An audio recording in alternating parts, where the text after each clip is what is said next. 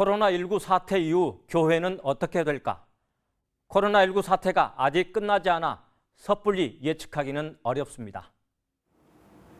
불안한 것은 코로나와 코로나 이후 교회와 관련된 미래를 예측하기 어렵다는 것입니다. 코로나19로 사회적 거리 두기가 시행되면서 상당수 교회가 현장 예배를 온라인 예배로 대체했습니다. 목회자들은 코로나19 사태가 마무리돼 현장 예배가 완전히 재개되더라도 모든 교인들이 예전처럼 예배당을 찾을지에 대해 의구심을 갖고 있습니다. 온라인 예배에 익숙해진 교인들이 코로나 사태 이후에도 쭉 집에서 예배를 드리거나 교회를 떠나는 교인이 있지 않을까 하는 걱정이 많습니다. 사실 온라인 예배는 임시 방편이었습니다. 예배가 목회자의 설교만 듣는 것은 아니라는 점에서 온라인 예배를 일상적인 예배 형태로 보기는 어렵습니다. 코로나19 사태로 빚어진 또 하나의 걱정은 간간히 터져나온 교회에서의 집단 확진에 따른 교회에 대한 비난이었습니다. 일부 교회에서 현장 예배를 드리고 거기에서 확진자가 발생하자 교회에 대한 비난이 커졌습니다. 코로나에도 불구하고 현장 예배를 드리는 것은 목회자와 당회원들의 결정에 따른 것입니다.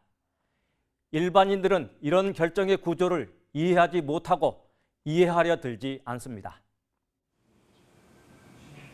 교회가 사회와 아무런 관련 없는 종교라면 일반인들의 이해를 구할 필요는 없습니다. 그러나 일반 시민들은 선교의 대상입니다.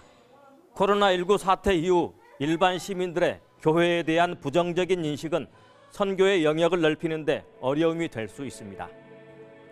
한국 기독교 목회자 협의회가 교인들을 대상으로 실시한 설문조사에서 교회보다 정부의 신뢰도가 더 높게 나타났습니다.